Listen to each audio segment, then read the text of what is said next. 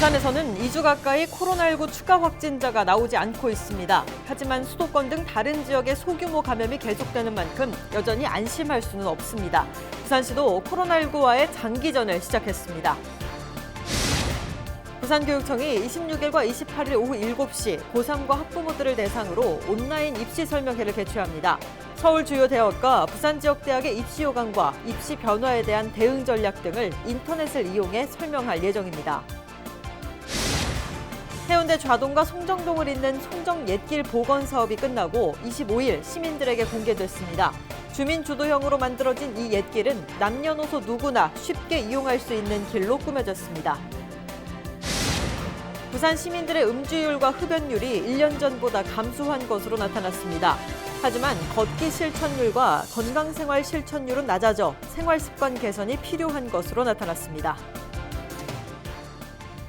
시청자 여러분 안녕하십니까? 헬로티비 뉴스 부산입니다.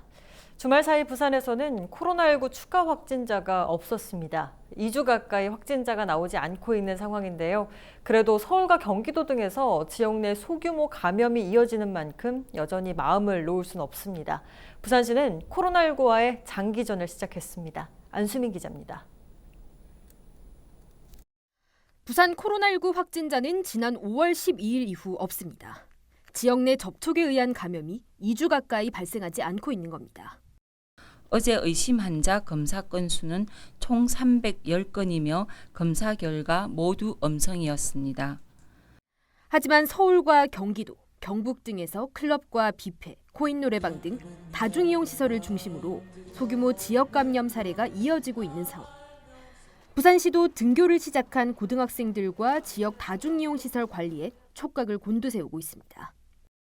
지난주 고등학교 3학년의 등교가 시작된 이후 의심 증상으로 보건소 선별진료소를 찾아 상담받은 건수는 515건이며 이 중 297명이 검사를 받았고 모두 음성 소견이었습니다. 부산시는 내일까지 집합금지 명령이며 추가 연장에 대하여는 의견 수렴 중이므로 내일 중으로 발표될 예정입니다. 꾸준히 일어나는 자가격리자에 대한 관리도 관건입니다. 지난 24일에는 미국에서 입국한 뒤 자가격리 명령을 받은 30대 여성이 무단으로 격리 장소를 이탈했다 적발되기도 했습니다. 적발하게 된 경위는 5월 22일 자가격리 앱상 이탈 이력이 있었고 5월 24일 오전 유선으로 집에 있는 사실을 확인하였으나 12시경 물시에 방문하여 이탈을 적발하였습니다. 5월 24일 적발 당시 휴대폰을 소지하지 않고 있었습니다. 부산 내 코로나19 확산세가 주춤한 가운데 부산시는 코로나 장기전에 대비하기 위해 보건소 선별진료소 운영 시간을 변경했습니다. 보건소 선별진료소는 평일 오전 9시부터 6시까지, 주말과 공휴일에는 중구와 해운대구의 경우 오후 2시부터 6시까지, 나머지 14개 구구는 오전 9시부터 오후 2시까지 운영됩니다. 헬로티비 뉴스 안수민입니다. 부산문화재단이 오늘부터 29일까지 부산 지역 예술인을 대상으로 예술활동 증명 신청 대행 서비스를 합니다. 예술활동 증명서는 코로나19로 어려움을 겪는 예술인을 지원하는 부산시의 긴급 생계지원금 신청 시 필요한 서류로 부산문화재단 예술인복지센터와 부산예총, 부산민예총 등 3곳에서 신청을 대행합니다. 예술활동 증명이 완료된 예술인들은 부산문화재단 홈페이지를 통해 긴급 생계지원금을 신청하면 됩니다. 부산시는 코로나19로 인한 피해를 극복한다는 차원에서 문화예술인에게 1인당 50만 원씩의 긴급 생계지원금을 지급하고 있습니다. 코로나19의 영향으로 수산물 소비가 크게 줄고 가격까지 하락해 어민들이 이중고를 겪고 있습니다. 한국해양수산개발원의 양식수산물 동향 분석 자료를 보면 올해 1월부터 4월까지 연안 양식수산물 생산량은 지난해보다 10% 줄었고 내수면 양식수산물도 생산량이 감소했습니다. 특히 횟감으로 주로 소비되는 광어와 우럭, 송어 등의 소비가 줄면서 산지 가격도 5에서 15%가량 하락했습니다. 해양수산개발원은 정부와 업계가 소비 촉진 행사를 벌이면서 소비 심리가 되살아나고 있지만 출하 대기 물량이 많아서 당분간 산지 가격 회복은 어려울 것으로 내다봤습니다. 부산시 교육청이 26일과 오는 28일 오후 7시 고등학교 3학년 학생과 학부모들을 대상으로 온라인 입시 설명회를 개최합니다. 이번 설명회는 코로나19로 인해 현장 입시 설명회 참여가 어려운 학생과 학부모들에게 대입 정보를 제공하기 위한 것으로 동영상 공유 사이트를 통해 이뤄집니다. 26일은 서울 주요 대학과 부산 지역 대학의 입시 요강을 분석하고 입시 변화에 대한 대응 전략을 소개하며 28일에는 2022-2023학년도 대입 대응 전략을 안내할 계획입니다.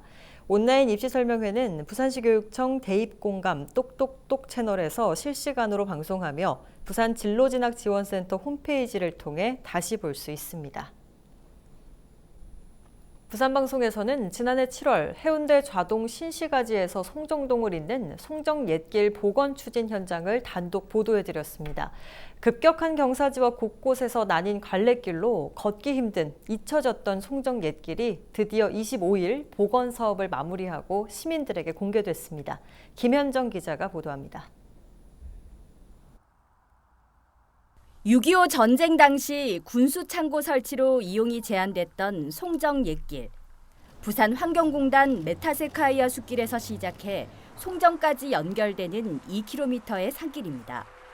산책로 일부와 철조망, 낡은 군수창고만 남아있던 잊혀진 송정옛길이 복원됐습니다. 제 뒤로 이 송정 터널이 보이시죠? 해운대구 좌동에서 송정까지 넘어가는 차도인데요. 자, 이 송정 옛길을 따라 걸어가다 보면 이 터널 위의 산길로 옛길 따라 가게 되는 코스입니다.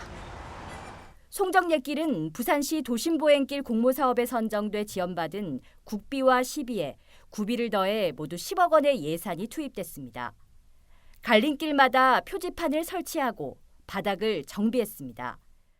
쓰러져 가던 폐군수 창고는 철거하지 않고 기억 쉼터라는 공간으로 재탄생했습니다. 역사와 문화가 담긴 송정옛길은 해운대구와 주민이 함께 만들어 의미를 더하고 있습니다. 수십 년 동안, 70년 동안 여기 고기도 못 넘어가고 했는데 신도시 생기군 이후에도 신도시 넘으면 길이 없었습니다. 33명이라는 준위원회를 결성해가지고 그때부터 1차, 2차, 3차 설계와 동시에 같이 미팅, 현장 답사 한 결과 모든 걸 다 주민들하고 준위원하고 의논해가지고 이 길을 만들었습니다. 주민 주도형으로 만들어진 송정옛길은 어르신들도 쉽게 이용할 수 있는 길이 됐습니다. 이런 길은 나이 든 사람으로서는 하루에 2번도 좋고 다닐 수 있으면 운동도 되고 공기도 좋고 하니까는 정말 금상첨화입니다. 해운대구는 스탬프 투어와 트레킹 프로그램 개발 등 송정옛길을 새로운 관광 자원으로 만들어 나갈 계획입니다. 소통의 장이 될 수 있도록 하는 것이 첫째 목표고, 두 번째는 우리 자라나는 아이들이 자연과 더불어 자라날 수 있는 그런 숲속 공간, 해운대 전역을 우리는 걷기 좋은 해운대로 만들기 위한 전초기지로서의 시작이다. 부산시는 앞으로도 도심보행길 공모사업을 통해 지역에 테마가 있는 길을 발굴해 나갈 계획입니다. 저희 부산시에서는 매년 이제 도심 보행길 사업 관련해서 약 70억 정도의 그 공모 사업을 매년 추진하고 있습니다. 앞으로 여기를 그러니까 이제 저희들 공모 사업에 모범 시범 케이스로 활용하는 방안도 저희들이 적극적으로 구상을 하고 편안하고 안전하고 즐겁게 걸을 수 있는 보행길을 조성하기 위해서. 도심 보행길을 통한 걷기 좋은 부산에 해운대 송정옛길이 자리 잡고 있습니다. 송정과 해운대를 잇는 1km의 고갯길인 송정옛길 1단계 구간이 드디어 마무리가 됐습니다. 이 길에는 주민과의 소통과 그리고 우리네 역사를 담은 스토리가 있는데요. 이 송정옛길 1단계 구간인 두타사에서부터 그리고 광옥골까지 가는 2단계 사업이 완성되기까지는 지금부터 주민들의 많은 관심과 애정이 필요해 보입니다. LOTV 뉴스 김현정입니다. 부산항 북항 재개발 사업진의 생활형 숙박시설 건립을 막기 위한 북항 막개발 반대 시민 모임이 25일 출범했습니다. 시민 모임은 차수길 동구발전협의회 회원 등 3명이 공동위원장을 맡았고 정현욱 전 동구청장이 수석 자문위원으로 위촉됐으며 지역 주민 60여 명이 참여했습니다. 시민 모임은 고 노무현 대통령 당시 시민들이 마음 놓고 즐길 수 있는 친수 공간을 조성하자는 것이 당초 취지였다며 생활용 숙박형 시설 허가는 북항을 일부 부자들을 위한 공간으로 전락시키는 행정이라고 강조했습니다. 또 변성환 부산시장 권한대행 면담을 지속적으로 요구하고 국민청원 등 북항 난개발을 막기 위한 시민운동을 본격적으로 추진할 계획이라고 밝혔습니다. 국토부 공모사업인 2020년 소규모 재생사업에 부산에서는 3곳이 선정돼 국비 3억 9천만 원이 지원됩니다. 이번에 선정된 사업은 부산 진구 범천동의 삶의 불빛을 잇다 호천 르네상스 사업, 해운대구 반여동 속닥속닥 삼어발전소 사업, 금정구 장전동 부산대학로 생생활력업 사업 등입니다. 소규모 재생사업은 1-2년 안에 완료할 수 있는 단위 사업을 주민이 직접 발굴해 신청하면 공모를 통해 한 곳당 최대 2억 원의 국비를 지원하는 사업입니다. 부산 시민들의 음주율과 흡연율이 1년 전보다 감소한 것으로 나타났습니다. 부산시가 지난해 8월과 9월 2달 동안 19세 이상 시민 14,000여 명을 대상으로 지역사회 건강조사를 실시한 결과 현재 흡연율은 19%로 1년 전보다 2.1%포인트 감소했습니다. 또 음주율을 보면 월간 음주율은 2.1%포인트 줄어든 61.9%로 나타났고 전체 고위험 음주율과 연간 음주자의 고위험 음주율도 개선됐습니다. 하지만 걷기 실천율과 건강생활 실천율은 낮아져 생활습관 개선이 필요한 것으로 조사됐습니다. 지난 4.15 총선에서 서동구 지역은 미래통합당 안병길 당선인이 유권자들의 선택을 받았습니다. 안 당선자는 지역 발전과 대한민국의 미래를 밝히는 국회의원이 되겠다고 밝혔습니다. 김한식 기자가 보도합니다. 지난 4.15 총선 서동구 선거구에서 승리한 안병길 당선인. 안 당선인은 당선의 기쁨보다 무거운 책임감을 먼저 느끼고 있다고 밝혔습니다. 당선 이후 의정활동 준비에도 바쁘지만 틈틈이 지역을 돌며 듣게 되는 다양한 목소리들이 의정활동의 길잡이가 되고 또 그만큼 지역 발전을 위해 더욱 노력하겠다는 각오를 다지고 있습니다. 원도심 발전을 위한 체계적인 제도적인 그런 지원 체계인 우리 그 도시재생특별법에 대해서 좀 더 보완을 하고 공동의시장 현대화 사업도 조속히 마무리를 해야 되겠다는 그런 생각이고요. 초선으로 의정활동을 시작하는 안 당선인은 현장이 가장 중요하다고 말합니다. 또 지역 특성을 고려해 해양 관련 상임위에서 활동할 뜻을 비췄습니다. 무엇보다 부산 발전을 위해서는 여야 구분이 없다며 함께 힘을 모아야 할 때라는 입장입니다. 최악으로 평가되는 20대 국회가 끝나고 21대 국회에 입성하는 안 당선인은 국민에게 희망을 주고 대한민국의 미래를 위한 4년을 보내겠다고 밝혔습니다. 국민들에게 희망을 드려야 됩니다. 그래서 좀 우리 대한민국의 미래의 먹거리가 뭔가 또 우리 자유 대한민국이 나아가야 될 방향이 무엇인가에 대해서 고민하고 안 당선인은 또 제주와 세종시처럼 부산을 어업과 항만 재개발 분야에서 별도의 자치권을 갖는 해양자치시로 지정해야 한다고 주장했습니다. 헬로티비 뉴스 김한식입니다.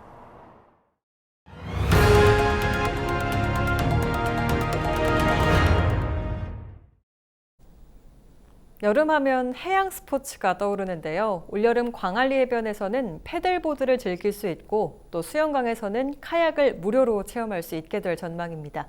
김석진 기자입니다. 카약과 서핑을 합쳐놓은 것과 같은 패들보드. 보드에 서서 노를 저으며 탄다는 의미로 서비라고도 불립니다.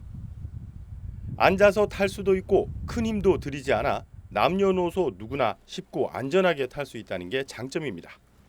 하지만 바람이 강하고 파도가 높은 바다에선 제약이 따릅니다. 전문가들은 광안리 해변이 몇 안 되는 바다 서브의 적지라고 말합니다. 이 강한리는 바람과 파도가 가장 부산에서 그다음 우나라에서도 가장 적은 편입니다. 그래서 모든 사람이 남녀노소가 즐기기에 좋고요.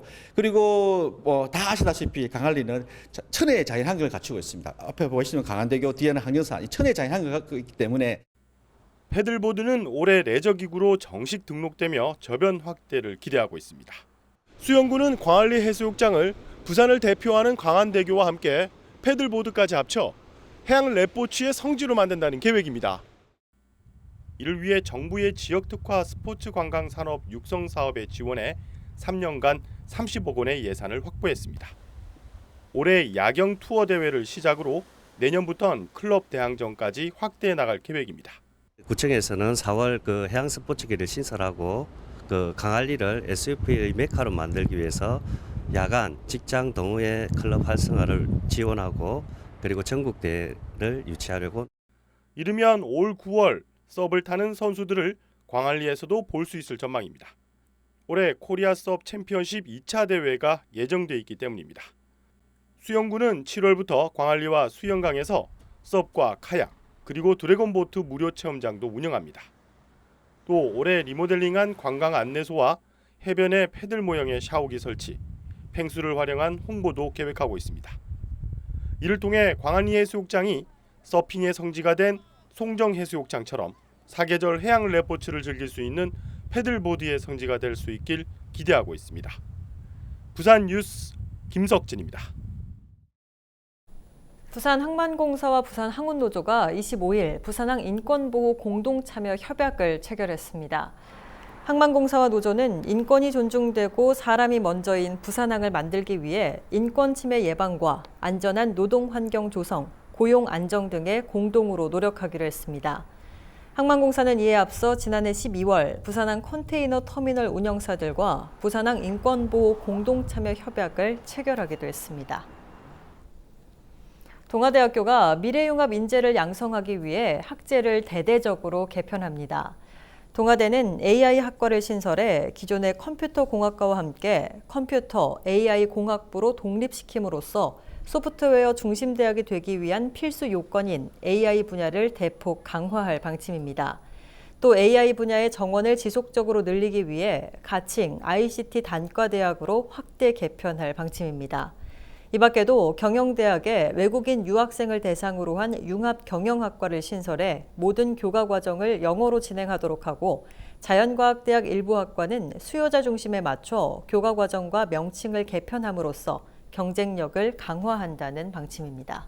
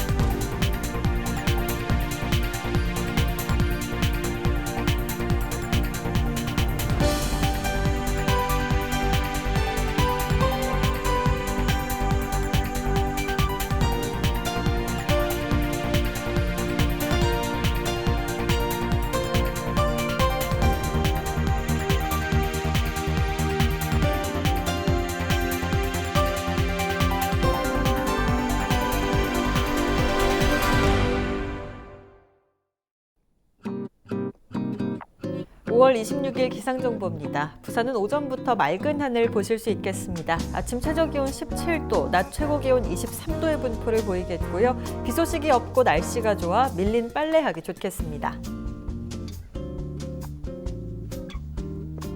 전국 날씨입니다. 전국이 대체로 맑은 가운데 중부지방과 전북 북부, 경북 북부는 오후부터 차차 흐려지다가 곳에 따라 비가 내리겠고요. 제주도도 흐린 날씨 보이겠습니다.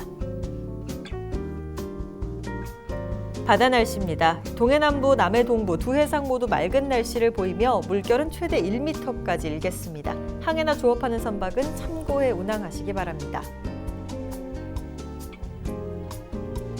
주간 날씨입니다. 부산은 금요일까지 맑은 날씨를 보이다가 주말이 시작되는 토요일은 구름 많다가 흐리겠고요. 일요일까지 흐린 날씨는 이어지겠습니다. 낮 동안 기온은 22에서 24도까지 오르며 조금 덥겠습니다.